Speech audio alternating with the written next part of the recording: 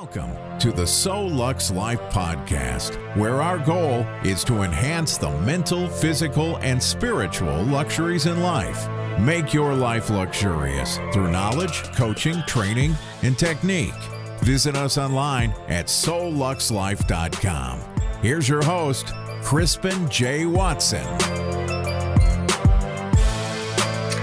Okay, hey you guys, welcome back to the So Lux Life podcast. I'm so excited that you all are going to be tuned in tonight. We have a very special guest, Jeremy Hardiman, the founder of Articulate Your Value, ayvnow.com. I'm going to give you all a few moments to get logged on, tune in, make sure you're sharing. I'm about to share it now. Jeremy's going to try to share it. He said he might need a little help. So to everyone that's tuned in, Jeremy is going to be dropping some knowledge today. To everyone that's in the workforce, anyone thinking about going into the workforce, this is definitely for you. I used to work a corporate job, and it was so hard. I would tell you, I sat here and did applications after applications for about 3 or 4 or 5 years. To no avail, never got anywhere. The jobs that I did get didn't really reflect like my college education and my experience and things like that. So Jeremy's going to give us some insight as to just what we can do about that, how we can become better professionals on and offline. Yeah. So welcome, Jeremy. I'm glad that you're joining me today. Appreciate it. Appreciate you having me. Of course. So tell us a little bit about you. I'm going to continue to share here. So just get us started. Tell everybody that doesn't know you just a little bit about you. Well, first and foremost, what maybe they don't know is that we are siblings. That's first and foremost. Born and raised in Grenada, Mississippi. Attended Jackson State University, the Jackson State University. Right on. We've been in the news lately for sure. Coach Prime is there. I got my undergraduate degree from Jackson State in business, got my MBA from Clark Atlanta in Atlanta, Georgia. Professionally, I've worked in several industries. I've had a couple of different jobs as well. Honestly, through that experience, I had to get pretty good at making sure I was able to speak to my credentials. And I've done that time and time again, even when I didn't have as much leverage as I thought. It allowed me to negotiate what I feel was inside of offer. And, with that experience, I've just gained a lot of intrinsic things. And, I really look forward to sharing that with everybody. Outside of the professional realm, I have a 501c3 nonprofit organization called Idle Lives that I've had. I founded since in 2013. This was our 7th year of doing scholarships for African Americans at Grenada High School, our alma mater. And so I'll definitely be sharing some news on who the winners were this year pretty soon via social media. So, outside of that, people that know I'm a fitness fanatic too. So I love to work out. Actually, I just came from the gym probably about 30 minutes ago. That's who I am. But like I said, today definitely here to talk about Articulate Your Value and all the services that we offer, and just to, give some tidbits. Hopefully that will help the listeners that are tuned in. And I also appreciate you sharing your platform. Like I said, this is my first podcast, and so I was looking forward to this. I've been anxious to do it. I knew it took some time for us to kind of set things up, but I'm definitely glad that we were able to connect and kick things off. I am too. Believe it or not, it takes me a while to book some of my guests. I booked this celebrity makeup artist, and it took me like half a year to get her to come on. Yeah, so it takes time. So kind of tell us about some of the jobs you've had and what made you want to start Articulate Your Value. Right. So right out of undergrad, during undergrad, I had a co-op. So my mom used to work for the Social Security Administration. And I thought that, maybe that was something I would want to do, but I learned quickly that wasn't for me. Dealing with the public, people thinking I got their Social Security check. I'm like, look, I'm not cutting any checks. You know what I mean? So I did a co-op during my undergrad tenure, and then after graduating, they did make me an offer, but I just decided not to do that. I knew that wasn't for me. So I accepted a position with Union Pacific Railroad in Omaha, Nebraska. And so that kind of started my track of moving around. And so I was in intermodal operations there, and then kind of got bit by the supply chain logistics bug. And so I pretty much been along those same lines. And then obviously, with supply chain and logistics, there's a business aspect tied to that. And so, immediately I went back to school. So after a year of working at Union Pacific Railroad, I then decided to go back to school full time. That's when I chose CAU, Clark Atlanta University in Atlanta, Georgia, the AU2. And so I went there, got my MBA, and from there, I started working at Lockheed Martin in Fort Worth, Texas. Worked at Lockheed for about 3 years and decided to pursue another opportunity. So from there, I went to the National Black MBA Conference in Atlanta, Georgia. So this is something that I was introduced to while at CAU. And going to that conference is, so first and foremost, it's National Black, but it's not just Black people there. There's all qualities there. The majority are Black people, but it's any and everybody that wants to come that has a master's or MBA. And so you're talking about 10,000 people. And so I knew from that, at that point, I had to be competitive and my stuff had to stand out. And so, I wouldn't just go with a blank, like a regular white sheet of paper with my resume. First and foremost, I had to make sure that it was on resume paper, preferably the watermark type. But then I started putting my entire portfolio together, and I had these bright red folders. And so I knew, if I handed that to somebody, they couldn't just toss that. Right. They would get back to the office, and they were going to see that. Okay, I got to at least see what's in here. All right, let me see what's in there. Exactly. So it turned into the CAU colors and all that. So I had my whole little strategy when I went there. And so going into that conference, I felt pretty good, and it just further solidified my confidence and my ability to do this, because I left that conference with 6 offers. And for sure, I created quite a little bidding war there. So when it came time for negotiations, I had leverage. So that was very important. So out of that experience, I decided to accept the position at Dow Chemical in Michigan. So I went from Texas all the way up north to Michigan. And that was a really good opportunity. There I was in purchasing or procurement. I was over a North American warehousing contract, managing about $350 million in spend. And so that was a great opportunity too. I decided to leave Dow. Actually, I probably would still be there, right? If I never left that job to pursue an entrepreneurial opportunity, I'd probably still be there. But I started my own trucking company, and I had to get out of that before that. I got chopped at the knees. We were doing all right, but my trucks were I had a couple lemons. And so I let that go, got into distribution, started working for Walmart at a distribution center in New Albany, Mississippi.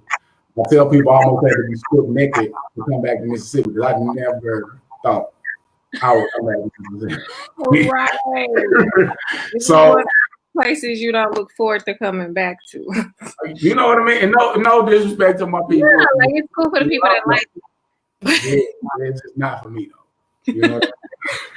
So I came back there, and the crazy thing is in coming to Walmart, I didn't have a lot of leverage really to negotiate a strong offer, but I was still able to negotiate a 6-figure offer with nothing really, but my experience and just again knowing the game and knowing how to do this. And so started working at Walmart and really got that people leadership experience. I mean, I'm managing upwards of 70 to 90 people. And then from there, I'm at my current place of employment. I work for one of the leading trash and recycle companies in the country, actually. And I'm in operations here. But like I said, my main thing now is just, continuing to market and promote AYV and, really share the light on what we have going on. Yeah, and I think that's needed because like all through high school and even college, they don't tell us like real life values. Like, okay, this is what your resume needs to look like. This is what like your LinkedIn profile needs to look like. This is the professionalism that you need to have. So AYV. I know you said that you like to spread the knowledge and kind of share what you did to get to where you are now. So kind of tell us about the services that you all offer. For sure. So articulate the value. First and foremost, I named the company that because everything in life essentially is an evaluation, right? So you have Forbes that evaluates businesses. You have Fortune 500 companies, so people put an evaluation on things. Price points are raised up and down due to the value that's placed on it. A Rolex now has a brand, and people will pay a premium really for the brand name and the brand equity associated with it. And so I felt that was important for people, for the everyday person, looking to get a job. And, knowing that they can negotiate their offer, they can negotiate how much they get paid, how much vacation they have, benefits, stock options, all of that is on the table, but you have to be able to articulate your value. And if you can't do that, it's really, it's not gonna, you're not gonna get what you are worth. And really, even with a job, it's capped, right? So, you can't really place a worth on things. However, you may be undervalued in what you receive. And so it's important that first and foremost, what we do to answer your question is we help you with your resume, strengthen your resume, give you a strong cover letter. We also help with interviewing. Interview prep is very important. Walk through the STAR method and the importance of having clear and concise answers in interview. Also, career consultation. You could be at your job and you're just like, man, how do I navigate my job? So providing support from that angle. Speaking engagement, seminars. I've done quite a bit, honestly, kind of under the radar. And now, like I said, it's that time that I really, begin to put myself out there a little bit more and let people know what I can do to really support them. Because, the joy that I get is, going through somebody's resume and, really saying, okay, this is what you have, but let me paint this a little bit more for you. I liken it to like somebody purchases a suit off the rack, right? I'm the tailor. I'm gonna cut it up. I'm gonna have the thing fitting right on you, and people like you can have $100 suit that looks like $1,000. Right. Like a tailor. You know what I mean? Exactly. So that's what I'm gonna do is to really, take your credentials to the next level, and this is something that's gonna set you off. Once I show you how to properly do this, you don't have to come back to me. You know what I mean? It's not like it's a revolve unless you want to. I'm not gonna. I don't have to stop you, but you won't have to. Right on. So that is essentially it. And then AYBnow.com, they can read about all the services in detail. But that is like a summary of everything.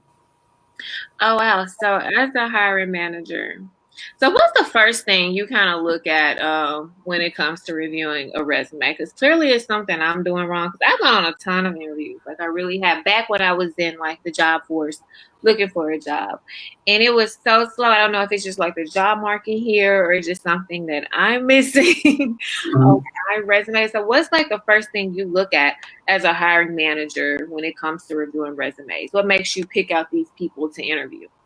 Well, first and foremost, I'm looking at how the resume is formatted, the alignment, the overall aesthetics. Right? How does everything look? If it's all off, like stuff is off center, I'm more inclined to go to the next. So that's first and foremost what I'm looking for. Next, really, because it depends on the role that I'm hiring for. I want to see how your credentials relate to what it is that we're looking for. I'm going to look at your experience. I may look at your education. And then overall, what are your bullets telling me? Because where a lot of people fall short is they don't give you enough meat as it relates to the bullet. It's either most times it's not enough. Because with your bullets, what you want to highlight what you did, but then tell me the result of it. And then most times quantify that. If you saved $1 million on an initiative that you led, I need to know that. I don't need to know that led a group of 6 people through a project. You know what I mean? I need to know a little bit more extensive than that. And then I actually I knew you probably asked me that, so I wanted to jot down a few things as well. And so, as I mentioned, the aesthetics, is there a good layout, page alignment, consistent formatting with the bullet? I have a circular bullet and a square bullet, and a check mark. I should, if you go on the square, go with the square. Don't switch it up. Let's be consistent. Yeah, for sure. Limited white space.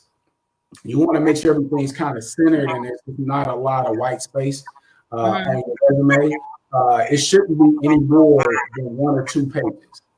If you have over 10 years of experience, it may, be a 2-page resume. But anything less than that, you probably only want to stay to 1. As I mentioned with your bullet, they should highlight the experience and if possible quantify the results. 1 to 2 finished bullets, and then clearly distinguish between the various sections of your resume. So let me know when I'm going through the career summary to your education. Really point that out. You may want to make that a bit larger with your font.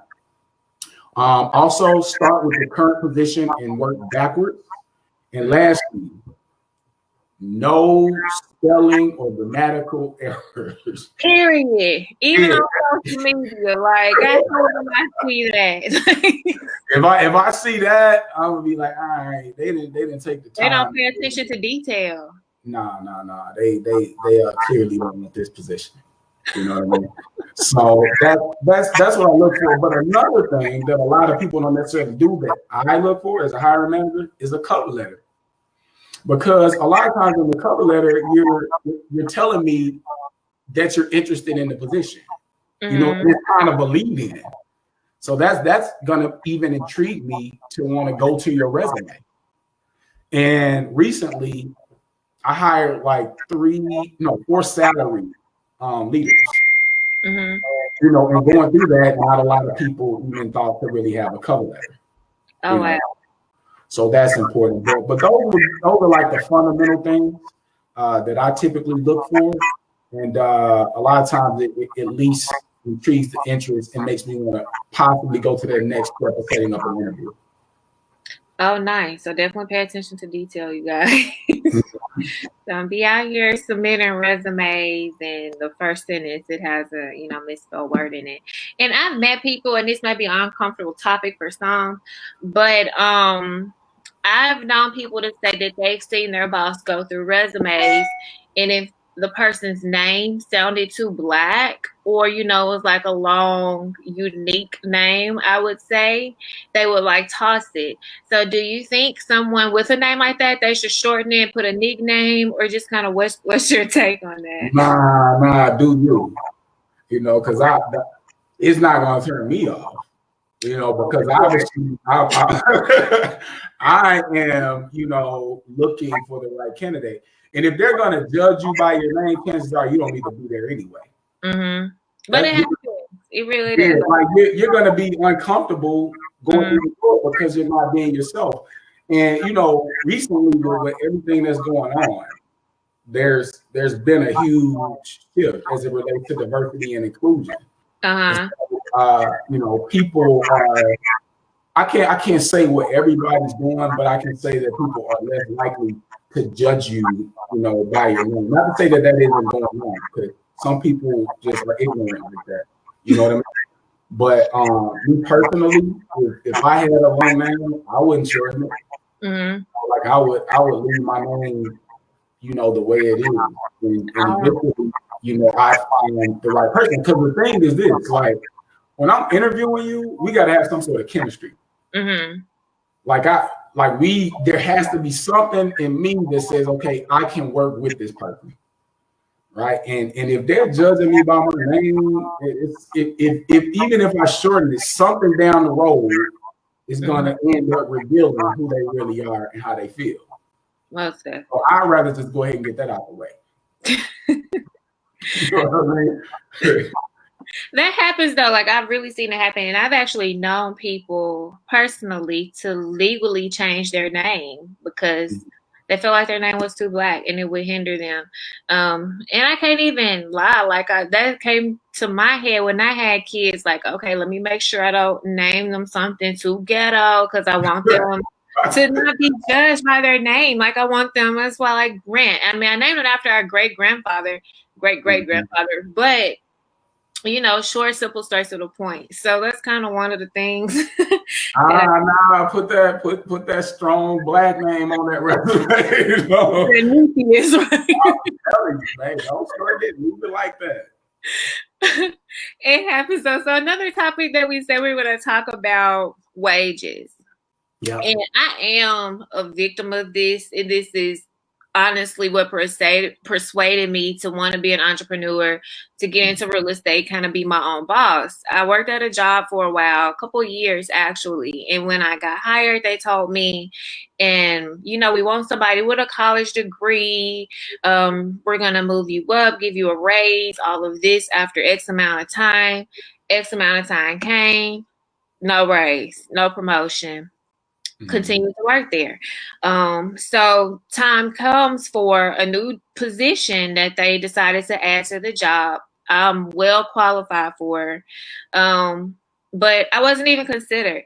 They ended up hiring another race, another gender. It was a white male, and literally paid him 3 times as much as me. And we were doing the exact same job. Like, I kid you not, that's what it looks like. You know what? I'm tired of this. I put too much into this job. So what do you think the reason for that is? Was it because I'm a woman, because I'm Black, or? Both. Both are keeping it real, right? The numbers do not lie that there is a wage disparity between women and men, period, and then Black women and everyone. I was reading a study that said, first and foremost, the more educated you are, so if you have an advanced degree, the wider the disparity tends to get. Over the course of a 20 to 30-year career, Black women are projected to make $941,000 less than white male. These are what the numbers say. And that's a problem, especially when we look at the group of people that are the most educated by the numbers, by the percentages. It's the Black woman that has the degree and everything else, right? And so, the thought, conventional thinking it has been, you get your degree, you get a good job, right? And it kind of follows in that order. Well, we haven't seen, the fairness or the equality. Like I said, for women in general, but for Black women specifically. And, for me, that's something that's personal to me, that I take personal, and something that I want to help with. And some of the things that I, suggest in that is first and foremost, doing the research on what the job pays. Right, because now we can see salaries, right? We know what it is. Glassdoor, the internet, like it's all out there. You can't hide it, right? And so first and foremost is understanding that. And then, with some of the female clients that I work with your resume and when you're beginning to speak in interviews, that's not the time to be modest. Like at that point, you really got to speak to your credentials. And really know that, and let people know what it is. right? Because I work with a couple sisters, and I don't really like to talk about myself, and I'm like, look,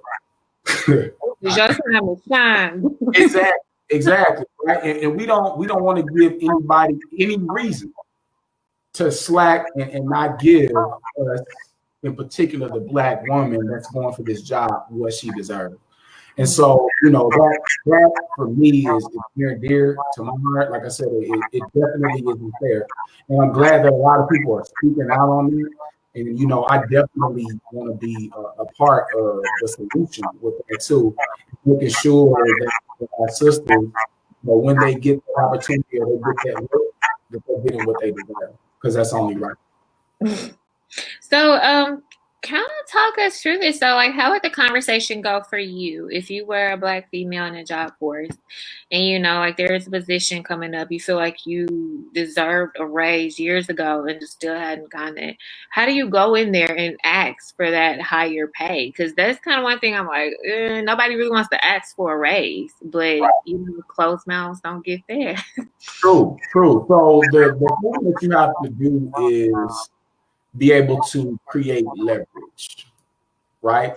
Whether that's developing core set of core competency on your job that not a lot of people can do, or looking for opportunity outside of that current position. Because even like if you get on with a company, a lot of times they look at it from the standpoint of, okay, we got this person, and so I'm not as rushed to give this person a raise, because they're here, they have tenure, they ain't going anywhere, right? But if you're able to identify another opportunity and leverage that opportunity and be willing to walk away, they got to give you that respect. And at that point, you'll see, like, okay, how bad do they really want me? I've been on a job before, and as you can see, it's no secret that I've moved around. But while on that job, when I was putting in my notice, I was offered all kinds of stock options and everything. I'm like, okay, well, where was this? Where was this energy? Right. Exactly.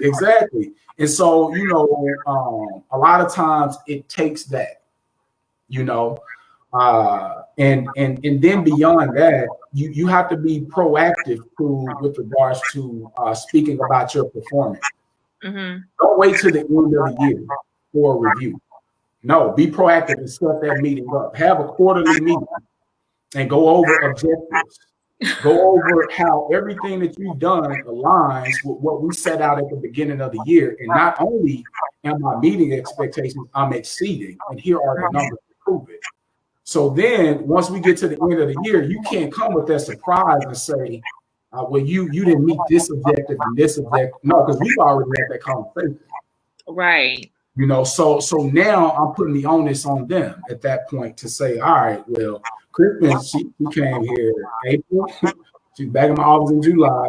And every time we were talking about where I was with regards to what you asked me to do and how I was receiving that. And at that point, too, I'm asking questions. Is there anything else that I need to do that's any different? But just like anything, you should treat a job like you're an entrepreneur. You offer a service and they pay you for the service.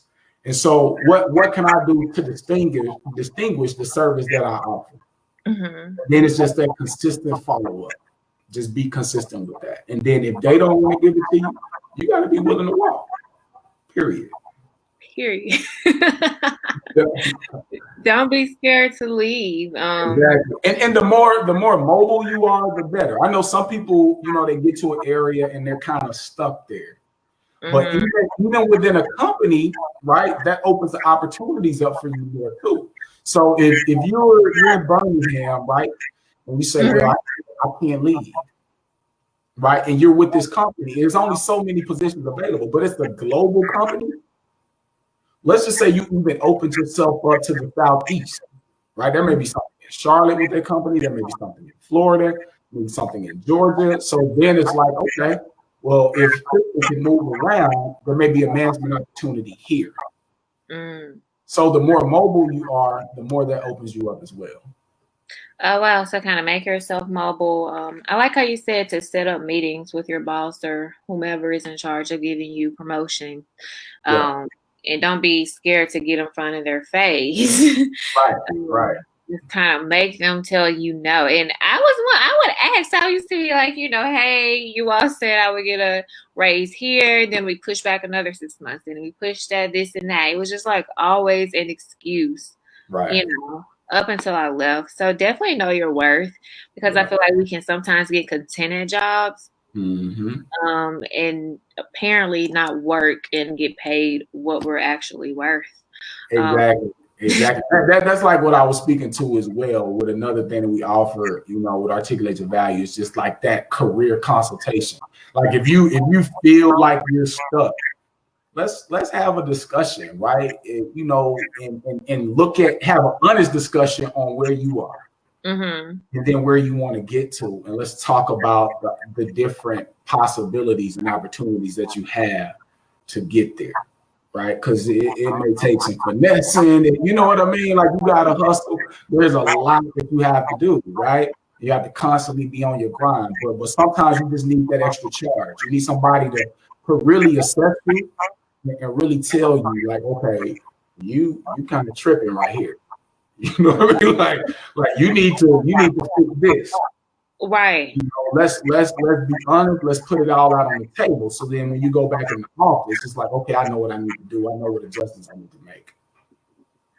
So, with regards to like stepping out there and actually finding jobs, because I know that's what a lot of people are having problems with. That's a lot of things that I have problems with. So, nowadays, 2020, we're just putting in applications online and calling it a day.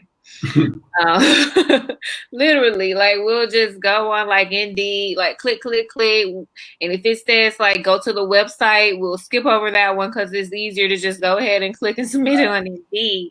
So, kind of, what advice would you give to an actual job seeker when it goes to submitting like online applications? Do we follow up? How often? Like, what can we do to actually get that interview set up? Right. So first and foremost, really do the research, right? Like people a lot of times will chase the money, right? That's important. Don't get me wrong, but I would say definitely look at something that you truly want to do. Like see what companies offer that. Like there's too much technology to not be able to do the research and find what you want to do. All right, so when you find that company, you need to go to that company's website and create a profile. And load your resume, load as many documents as you can to their website. Apply to the position through their website. From there, go to LinkedIn. See if their TA, the talent acquisition, or their HR is on LinkedIn. All of a sudden, they got somebody new that they're connected with. You know what I mean? Right. What's going on, and let them know that I'm interested. And then they may have the post on LinkedIn. Apply through LinkedIn. Everywhere that you can corner, you do it. If that position is on Indeed, go through Indeed. See if you know somebody that's there at the company, that can slide your credentials over. There's so many different avenues to get in touch with people at a company, but that would be first, right? Set up a profile, upload your information, and apply directly to the position. Go on LinkedIn. First, though, make sure your LinkedIn profile is updated. That was my last post and video that I did was about LinkedIn, and I'm speaking about that because I just did it. You just updated yours? I just went through LinkedIn profiles to hire people. Oh wow! So like hiring managers really do get on LinkedIn and check. When I tell you, I saw so many incomplete LinkedIn profiles, I just went right to the next. Wow! You know what I mean? And so that was very important. With making sure that was updated. As soon as you update your resume, your cover, your executive summary, and your value proposition, all of that information needs to go to LinkedIn. It needs to be updated. Because what happens, the TA may create a project through LinkedIn. And what that project does is it'll search for people by keywords that they have in their summary. Mm-hmm. So if I'm looking for a supply chain professional, if you got supply chain in your summary, your name may come up. And then if they're looking for people within a specific location, it's important to have your city and state listed. I know we thinking like Big Brother trying to see, man, all of my business again. Right. but you need to mention that there, so then you can be found in that search. Mm-hmm. Right. So making sure that LinkedIn profile is updated, that's critical. Also, with your LinkedIn profile, make sure you're open to being recruited. There's a functionality that you need to enable that says that you are open to being recruited. So then they say, okay, Kristen's on the market, and she's a supply chain professional. Let me now check out her profile. All right, that's the talent acquisition. They then say, okay, Jeremy, hiring manager, these are the people that I have. Rate them. Mm-hmm. And so I'm going from nah, not a chance to maybe to yeah, for sure. You know what I mean? And then that's how they begin to reach out about interviews and seeing what you're interested in, and then going to the next step. And so, again, create the profile on the company's website. Make sure your LinkedIn profile is updated. Try to find somebody in HR or talent acquisition partner from that company online or through LinkedIn, and connect with them there. And you're going to have a better opportunity at getting in to at least get to the interview. Mm-hmm. I like that, because I think that's a thing that a lot of us don't think about, LinkedIn, and actually updating that, especially when we leave jobs. I try to update mine, I really do. But that's definitely an area that I dropped the ball in the past. And I know previous employers that I've had, they would openly admit, like, hey, we check out people's Facebook, we check out your Twitter, just to see what you're putting out there, because you're going to be a reflection of the company. Right. So you definitely, if you got on Facebook or IG, you don't want to show, you might want to make your account private. Look. So, but I think even there's ways to navigate that, but still, it's just like, if you, I don't know, if you post stuff on there that you probably know you shouldn't do, then you need to fall back from that anyway. And I've seen actually people not post their jobs because they like to be more political and have a voice in things on social media, so they don't put it on there. So when they get to talking crazy, we can't go calling their job and be like, hey. Man, these folks will find you. I forget that one guy on Instagram where some go down. He's sitting there. He better than the Secret Service. I forget his name. But like, yeah, it doesn't matter. And then that's something to remember now too. Like, what you say on social media will be used against you as relates to your job. So you get on there with some racist stuff or some sexist stuff, you may find yourself without a job. A lot of companies have social media policies now. Oh yeah. Yeah, so it's important to remember that. But that's your platform. It's freedom of speech regardless, but that doesn't mean that people can't judge you. Right, so just keep that. They won't tell you. Like, they'll look at it. Because I remember one job I applied for, I came in I came in for the interview. They were like, oh, you're a makeup artist, right? I'm like, why you all in my business? Right. Like, I know this face beat, but I know you didn't assume. But they told me, like, yeah, we checked out your Facebook. We saw that you're a makeup artist and all of that. You're a mom. And I'm like, oh, okay, that's what kind of dawned on me. Like, okay, it's real out here. People are really checking these platforms out. Right. If I'm going to put myself out there as a professional, I need to keep that energy across all platforms. Yeah. Unless I make them private. Like, do what you want to do on your private page. Hey, it's all up to you. But hey, if it's open to the public, just know it's open to the public, And once you put it out there, you can't go back. Like, it's out there. I don't care if you delete it. Like, if I see some screenshots, like, let me screenshot this before they try to delete it. So I do that. It's like, old tweets from 2012 and 2013, people that said this, they was all 14. It's like, hey. Like, look, that doesn't reflect me now. It's just like, we're gonna hold you accountable for what you said at 9 years old. Trust me. Literally. And I had a friend, this white guy who I went to high school with. You know how like the Facebook shows the memories of like your statuses and posts and things. And so he sent me a screenshot of something we were talking about going back and forth. And I'm sure back then it was like so innocent, so pure, it was nothing. But had you read it now, you would have thought like this is like some racist stuff. Like, like that just shows like kind of how the times change, and just like even when you're younger, like high school. I don't know if it's any high schoolers on here, which is probably be because my friends probably grown, but like y'all that have kids, definitely tell your kids to kind of like watch what they put out there. Yeah, for sure. Definitely will come back and hunt them.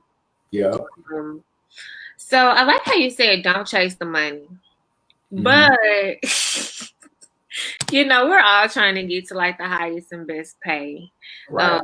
So for you, I know you say you had multiple offers on the table at one point, at one time. Did you go with the one that made the most money, or did you just go with one that like you like the culture of their job, or you like the aesthetics and how they treated you? I went with the money. so like that's why I'm speaking, you know, from experience. Like, don't get me wrong, like the money allows you to do things, right? To travel, to do things that you like to do. So it allows you certain freedoms. However, and this wasn't necessarily the case, but you can be miserable with that money that you're making. Oh yeah, money. You know, you could be working so much to where you can't even really enjoy it. You know, so when you get to Saturday, you don't want to do anything to go to sleep. Sunday, you like, damn, I gotta get ready to go back up again on Monday. You know what I mean? Job, like you can't even enjoy your weekend because you're thinking about work out like off the clock. Exactly. So, you know, that's not to say, right, that even with that job that you align or it somewhat has like it aligns with your passions, that you can't negotiate a strong offer. All I'm saying is if you got one on the table that's paying like $5,000 more, you know, it's just like, all right, at some point your passion is going to take over for you, and you're going to excel in that job because it's really not going to seem like work to you. But then you took the extra 5 G's, or maybe they were offering you a sign-on bonus over here. You went for the quick check. Well, I've done that too. You know what I mean? Like, let me get this and you know, pad my bank account a little bit. Right. But I could tell. Is it worth it? Like, do if you could go back, would you change it and like not go that route? Well, I don't have any regrets, you know, like on anything that I've done. But if I'm in that position again, you know, I align myself with the passion because I know I'm gonna go a lot further. I'm gonna go a lot further with my career, and it's not gonna be as taxing and as stressful. And I won't have like those anxiety type moments either. You know what I mean? It's just like, all right, I'm doing what I love to do. And eventually everything else will take care of itself. I just gotta, you know, continue to show up and do what I do. You know, then I'll be fine. Show up and do your best. I have some people in the comments over here. So I said they already knew you went with the money. They're very good points, balance. So true. And that's one thing that I would kind of look for, like in jobs, me being a single mom. And I've even had this in like, you know, you're not a parent, and people that aren't parents, they don't realize how real the struggle can be when it comes to jobs. I've had to turn down opportunities because it didn't align with my kids' schedule. It wasn't going to allow me to be off in time to be at daycare before they start taxing me for being late. Yeah. So is this like a conversation you would have in the interview process? Like if you are like a parent and you know that that's one of the things, like, look, I can't work past these hours. Like, don't ask me. I'm not going to be able to. Is that something we go in telling them, even though it might make them be like, well, we might not consider her since she has X, Y, and Z going on? Well, I would suggest first researching that prior to. Mm-hmm. A lot of times it's going to kind of outline like the general requirements of the job. But a lot of companies are high on work-life balance. And if we being real, out of a 9 to 5 day, people are probably productive 4 hours. 4 hours. And I I'm mean? speaking from my experience, because I know me. I used to do like, especially if I feel like I wasn't getting paid my work, I feel like I'm gonna do the bare minimum. Yeah, but you get that single mom and they don't have time to play. Like they I don't have time to play with y'all. Like I gotta get in here, do my thing, because I gotta go pick little Grant off from daycare. You know what I mean? And I gotta be there on time. And so, you know, it definitely isn't a strike on you, but as a hiring manager, I'm not asking you personal questions like that. Mm-mm. Now, if you offer that information up, I'm going to take it into consideration. But from an HR perspective and from a legal perspective, I can't initiate that dialogue with you. So that's illegal for people to ask you, because I've had a job this year to basically tell me, so I know you're a single mom, and you don't really have family here. Like, what are you gonna do? Like, if you have to work late and things like that. And so they weren't supposed to do that. No. Oh, I'll just give me a little lawsuit. they cannot initiate that discussion. You know, because then you could say that you discriminated against me because I have a child. You know what I mean? That becomes a legal matter.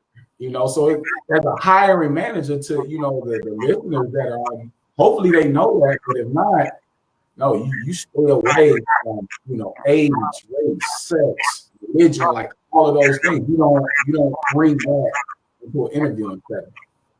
Wow, it definitely came up. Look, if I get bored one day and feel like I need some extra cash, I might have to look into that lawsuit. See, but that's happened. I'm sure I'm not the only one that it has happened to, because I think the conversation started was like, tell me a little bit about you. And that's the first thing I'm going to say, because that's pretty much me. I'm a mom, went to school here, X, Y, and Z. Should I stop telling people that and just like stick to my credentials? Usually I keep it professional, right? Mm-hmm. I can't tell you not to, but for the most part, I stay on the professional side of things. And then even if I get in my personal life, I don't think it hurts you to say that you're a mom, because a lot of people know that. I'm just not there in my life to be like, I got kids. You know what I mean? I'm spending time with my kids. So there's nothing wrong with saying that. But for me, most times I tend to stick. I'll lead in. Like if you ask me to tell you about myself, I'm gonna go to the professional side of things and start there with my professional credentials, because that's what we're there to talk about. And then once I get through that, right? Because usually I'm walking you through my resume, but then once I get through that, I may then mention something about some of my hobbies and some of the other things that I enjoy doing outside of work. And if that's I love spending time with my family and my kids, you speak to that. There's nothing wrong with that. But then they can't do that. I know you got a kid, so if you working to 5:30, is they gonna? Nah. That was literally the case. They were like, certain nights you have to work late. What's gonna be your plan? And I'm just like, let me worry about my plan. Right. You worry about getting someone hired for this open position that you have, which they did. Offer me a position and everything, but I decided to go another route. I got you. So it's just kind of like, it's one of those things. So to the people that are working and they're thinking about, looking for other jobs, how would you advise someone to go in and kind of tell their boss, like, hey, I am kind of out here looking for other opportunities. So if you all want to keep me, I kind of need you all to either give me a raise, or if not, I'm gonna go. You don't mention that until you have the opportunity lined up. Like it's pretty much a for sure thing, right? And so you may then, let's just say you really want to stay with this company, right? But then you find this other opportunity. You have to really be willing to walk. right? But then I would say instead of giving a 2-week notice, you may want to give a 4-week, right? Just to see how this filling out process goes, right? To see how things kind of, play out. And, even when you're giving that notice, you may, want to have that discussion. Like I really enjoy working with the company. But at this point, this seems to be a better opportunity, right? You practice that discussion before you go in there. That should be something you're freestyling. You know what I mean? Like you go in there with a game plan on points that you want to execute through the discussion. And then, you handle your notice and you go from there. And then maybe a week later, it's like, look, we don't want you to go. We got this opportunity. And then we begin a transition plan to get there. But if not, if they don't offer you that, you got to be willing to get up out of there. Like it's been real, y'all. But I've actually known like coworkers, some of my previous opportunities, they would be scared to update their LinkedIn and things like that because people from the job would literally come to them and be like, hey, we saw you updated your LinkedIn. Are you looking for a new opportunity? And that's confidential. I leave it at that. Like that's not your business, really. Why you on my page creeping like that? Because if you were focused on here at work, you wouldn't be having to look to see if I'm looking for something else. You know what I mean? So yeah, I wouldn't even be bothered by that because then you can't live in this self-imposed prison where like nah, cool, they looking at me do any and everything. It's like okay, if they see that, yeah, that's confidential, and I don't really want to speak to that.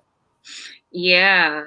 Good advice. So y'all are out there struggling with that. I don't know if some of my previous coworkers are on here, but if y'all are out here struggling with that, listen, because like literally these people used to walk around on eggshells, be scared to take off to go to an interview, be like, you don't have to tell people what you're taking off for. Like that's your personal time. And I think people have the misconception that you have to give these, because of course people are going to ask like, oh, what do you got going on? What are you going to be doing? Like Right.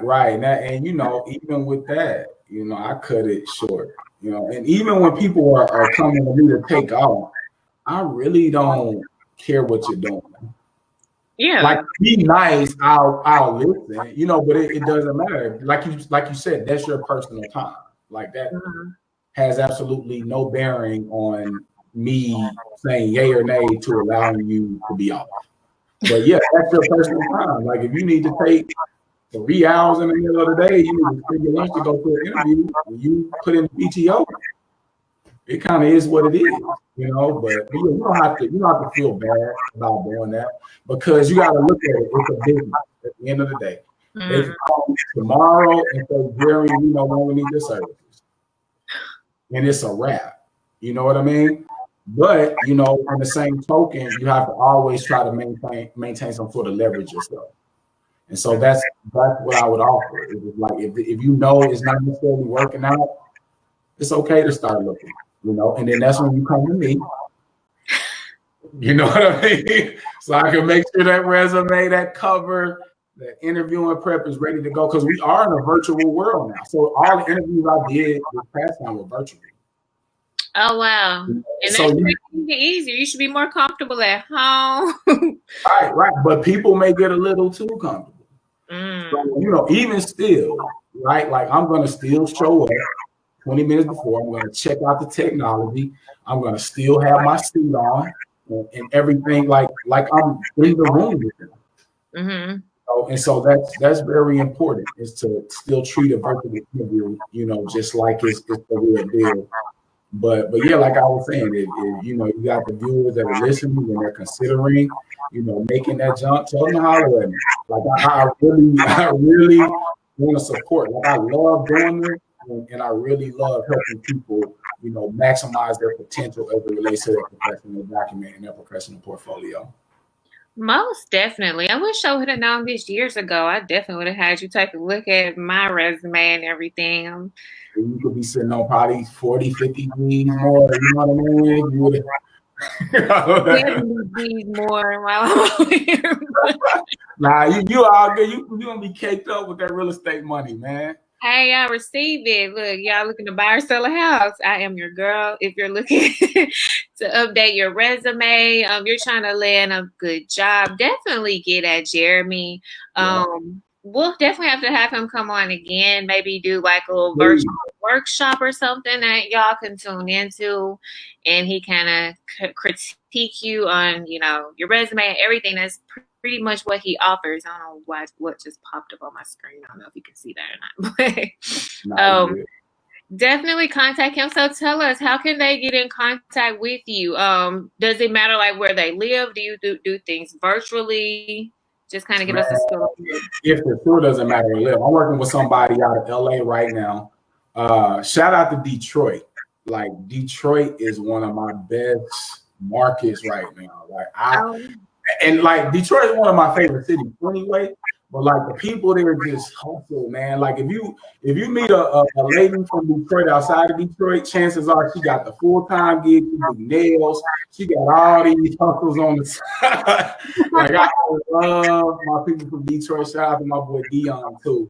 But like it doesn't matter. Like virtually, if we can connect that way. Usually that's everybody that I've pretty much been working with lately has not been in the same city as myself. So, that's not a problem at all. But obviously you can reach me through the website, aydnow.com. You can send me an email at articulateyourvalue@gmail.com. I'm on Facebook under Articulate Your Value, Instagram, AYV2020, and then LinkedIn, Articulate Your Value as well. So I got a few shout outs. Oh, go ahead. First of all, I want to appreciate you for sharing the platform. I've been seeing you do your thing, whether it be the makeup, now it's the real estate, on the podcast, like you stay grinding, and that's inspiring. So I definitely appreciate you sharing the platform. Shout out to Chris too, killing it with the photography game and all that. Like y'all. She told me, she was like, look, tell Jeremy he needs to book a branding session with me. We need to brand him for his business. Hey, I tell her I'm gonna hold her up to that too. And I don't need the family discount. I'm paying for it. You know what I mean? So shout out to her too, because she's really doing the thing. And like her videos are just like on the next level now. I love how she's incorporating the music and then the stills. Yeah, she'll show us the picture from the video, like it's killing it. So shout out to her. Shout out to Nikila Gates, always holding down. Latoya Lawrence and Buddy Alexander, like they always be posting stuff on Facebook. Check out Latoya. She's out in Denton, Texas. He's catering, got the best food, and she's from the town. She's from the hometown. So we know she's cooked in. Right, and then Buddy got Alexander Aspects Interior Design. So shout out to him. Aaron Crystal and Junior Ghost, and I always be posting my stuff. Takia and Joe Fossey. And like I said, the whole state of Michigan, but Detroit in particular. And then the G-Town. Shout out to the hometown, Grenada, Mississippi. We're excited. Actually, Lars was already me saying like he was ready to see you come on. He's gonna come back on the podcast. He said y'all used to connect back in Texas and everything. I'm like, when was you in Texas? Like, yeah, that's my dog. We got some stories about yeah, that's a podcast for another day. We'll have to bring y'all on here together. I think I can add up to like 10 people on here at a time. So. Yeah, he's in Detroit now. Like that's my guy. Like, shout out to Lars for sure. Oh, wow. So I definitely appreciate you, Jeremy. It's been a fun hour with you. You guys definitely share this, tag some friends. He dropped some great information today.